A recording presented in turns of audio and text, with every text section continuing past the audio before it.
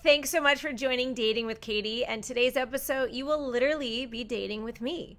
You are going to learn about the 3 men that I first dated when I became single. Now, let me give you a highlight. It's the old guy, the rich guy, and the nice guy.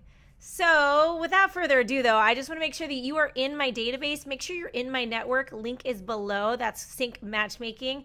And make sure you have subscribed. Please do that for me. And if you haven't on Instagram, go ahead and give me a follow over there. Lots of fun stuff. I've got a whole subscription base where I do all my live masterclasses. And we're doing 7 steps to sexy. So it's lots of fun. Well, let's get started. Now, I have waited for many years to do a podcast because I didn't want my kids to hear all my stories. Now, my kids knew that I was dating, and I became single back in 2011. That's when my divorce happened. And I'm a believer that once you serve papers, you can start to date. Not everybody agrees with that, but look, divorce takes forever, especially in a state like mine where it's just about the money. And so with me, I started dating. And the first guy that I dated, he was not my intention to date. I had a girlfriend who said, Katy, you should go to downtown Long Beach. You should go to this bar. The bartender's really cute. You should get to know him. So as I believe in, I went by myself to this bar, sat there, and I was trying to get the attention of the bartender, saying, oh, we're friends and we have a mutual friend. And while I am sitting there, this older man who was chatting with a bunch of younger guys, all very masculine, you could feel the energy of these guys right there next to me at the bar, turns at me, literally puts his hand out to shake my hand and says, hi, I'm Mr. Long. And I kind of chuckled inside. I was like, who is this guy? This is ridiculous. And I remember before he even did that, he'd handed the bartender a $100 bill and said, take good care of me and my boys. Again, I remember thinking, who is this guy? That's so ridiculous. I've never seen that before. Well, it ended up, we went out for over a year, and he was 20 years older than me. So he is my older guy. And yes, his name was Mr. Long. So I like to say that this is my Carrie and Mr. Big story, like Katy and Mr. Long. I even have my hair like Carrie Bradshaw hair today. And what was great about it, he was older. So obviously my ex-husband was the same age as I. And, I was, 30, let's just say I was 35 at the time. So he was 55, which isn't highly inappropriate. But the biggest problem with him was that he looked older than he was, which I have said to you guys time and time again. You might say you're 58, but you look like you're 63 because you've got to keep your face up. You've got to keep your body up. You got to keep your style up. So don't tell me that you feel young when you look old, because that's why people swipe no. That's why they're swiping left on you. So Mr. Long and I dated for about a year. The reason, and I'm going to share this with each person, why they liked me, why I liked them, and why it didn't work out. So the reason Mr. Long liked me, I was young, I was fun, I wasn't jaded, I was new on the market, so everything he did was spectacular to me. He was extremely sophisticated, so every restaurant we went to, every wine we ordered, everything was this new experience, and I was just so grateful because I was coming out of a marriage where we did not have a lot of money. I always liked dressing up. I always liked being in those positions where with my ex, it just was never an option. And so for me, I was the yes gal. When he was like, let's go to Miami, I was like, yes, let's go to Miami. And I always had 50-50 with my kids. I did a 2-2-5, so I could make time to go do those things with somebody that I was dating. That was really important to me. And if you don't make time to date a guy, ladies, guess what? He's not going to date you. I hear it time and time again where these guys are like, she never has time for me. I'm like, well, then don't date her. So he loved that I was a great mom. That was really, really important. And I was going through my divorce at the time, and I was honestly, sadly, my ex-husband wanted 100% custody of the kids, which is ridiculous by all form of the matter. I'm a great mom. He's a great dad. I wanted 50-50. So having this man cheerleading me, saying you are a fantastic mom, don't listen to those lies, was such a great season in my life. I needed that from a man, and he really knew how to give that. He loved that this was convenient. It worked for him and it worked for me. I didn't want a full-time boyfriend. He didn't really want a full-time girlfriend, and that was fine. He traveled a ton for work, and I can say this, that every time he was on a work phone call, it was sexy to me because he was very alpha male. He was telling it, this is what you do, this is what needs to get done. And I just remember thinking, this guy is so cool. He's just, he was not only sophisticated, but he was refined. And he also had a vocabulary that was phenomenal. I would love to say that mine is of that caliber, but he would say things like, the room is highly appointed or well appointed, where I would say, oh, it's decorated nice, right? So he just had this air to him, and literally we'd walk into a room and he'd own it. He was a bigger man. He was in safety, so he did always carry a gun. He had to carry conceal. But I always knew I was safe with him. We were even at a gas station once, and he said, get down. I remember I just listened to him, and I got down. I remember one time somebody fell. In 2 seconds flat, he was already next to that person, making sure they were okay. Like, I felt so safe with him. And he was generous in so many ways, never paid a bill, never ever would he even allow me to. He did offer to pay for a babysitter every once in a while. He took care of every trip. He made all the plans. I never had to help out, which at that season of my life, I was not that sophisticated, and I'd have no idea of what to do. But there were some things that I was good at, and I was really into hipster food and the cool new places. So we'd always alternate when we'd go out to eat. Often I'd choose like a new hipster restaurant, and then he'd choose an old school, kind of old manly restaurant. So even in the LA scene, we do hipster and then we do old school. It's like Dan Tana's and going to Bestia. Bestia's hipster and Dan Tana's old school.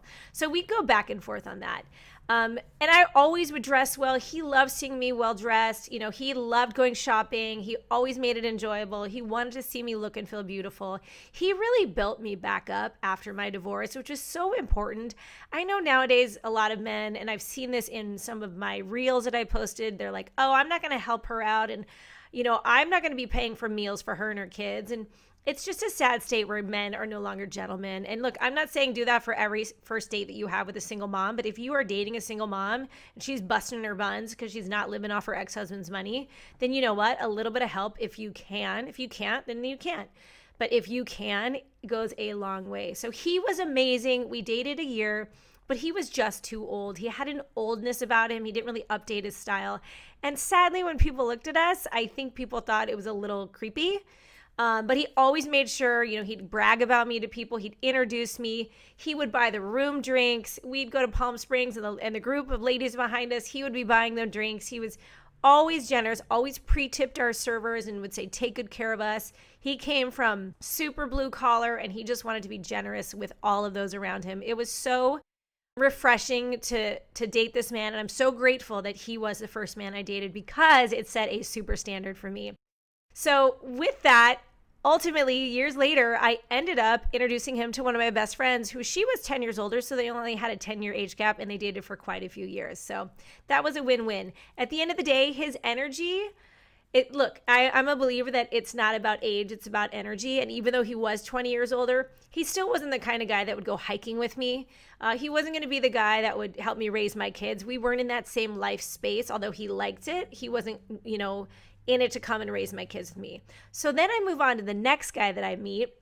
I met him online. It was kind of quick and whirlwind. Our second date was Mastro's, and it was fancy. And, he was all about it. Come back to my house. And I was like, and I see this house. It's like a mansion, and it's so exciting. And, as a single mom, after a year of dating, I'm not really sure what I'm going to do with my career.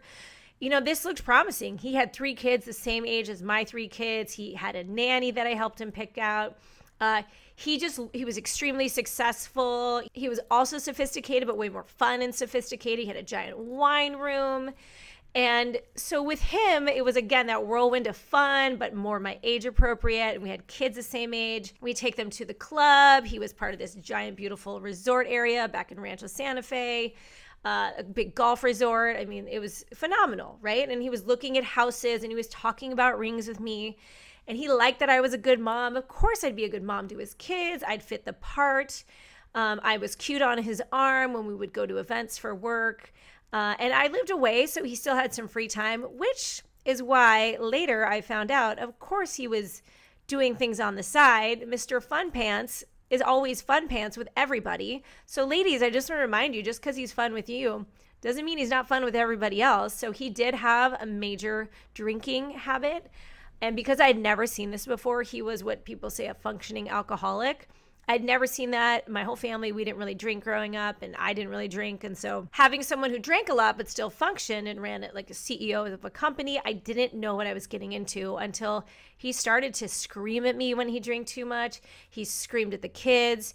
He would become angry, super angry. I'd seen him smoke cigarettes, and I'm like, who is this man? I've never seen him do this. When women are scared to leave, I was slightly in that state. I was afraid that I'd lose a good thing, even though I knew he wasn't healthy. It was a very unhealthy relationship. We'd break up, we'd get back together.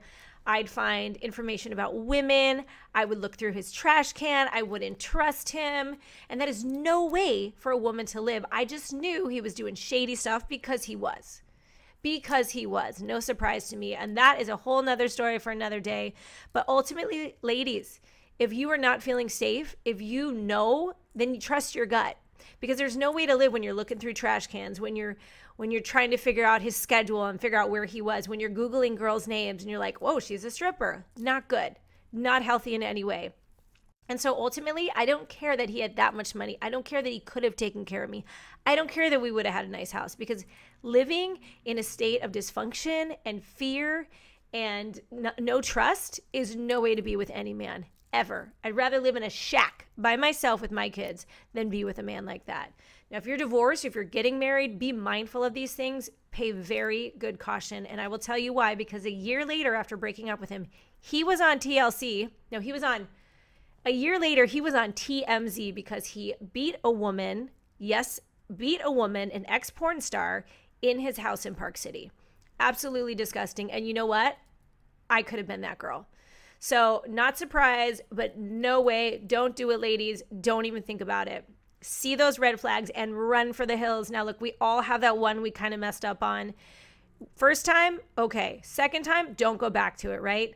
And then thirdly, I went and moved on to the nice guy. I met this guy on Match. He met me for breakfast. He was very catering. Very, very sweet, heart of gold to this day. He loved that I had kids. He wanted more kids. He used to give them 10 He'd give them $10 bills when he'd see them, which what kid doesn't love that? He was very fit and into fitness, into cycling. I know that he liked me because I was fun. Him and his ex-girlfriend only went to the same resort every year, where I'm like, let's try something new. As a matter of fact, he was supposed to take me to a concert in New York. He changed his mind. He took me to Tahiti instead, which is like the price of a car. And of course, I'm like, let's do this. I helped decorate his home because he gave the furniture all to his ex. I loved being a part of his life. His friends were great. His family situation wasn't great. He had a kind of an estranged daughter, so I could tell that he really loved my kids. He was always flexible with me. He was so nice, but he had bad teeth, very bad teeth. He was bald, which I'm okay with, but he needed tanning cream on his head. Dressed, not great. I hate to say it.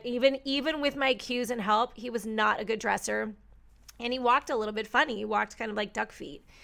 And after a while, as much as you want to love somebody, if there's just not that organic chemistry, if there's just not that like, I want to kiss you, it's really hard to pretend. It's really hard to stay in love with someone like that. And honestly, he broke up with me one day because he looked at me and we were supposed to go to this big gala the next day. And he said, Katy, I have to be honest, I don't think you like me as much as I like you. And I had to say to him, I think you're right. And that was the truth of that. It was, he was the nice guy. I was trying to make it work. And then before that was like the not good guy. And then before that was the great guy, but too old. And look, you're going to have the gamut. You're going to kind of date and figure it out. And dating is to figure out what you do and what you don't want. And with all of that, age it's not about a number. It's about the energy. Ladies, money and gentlemen, money means nothing if there's no trust. And ultimately, you have to have that chemistry, which I talk about in my 5 C's. So if you haven't listened to my 5 C's, I believe 20% of 100% of a relationship are these 5 C's. Communication, compromise, compatibility, connection, and chemistry. All of those are equally important in a quality relationship. So do the math and check yours and let me know what you thought of the 3 guys that I first dated. All right, you guys, thanks for subscribing. We'll talk to you soon.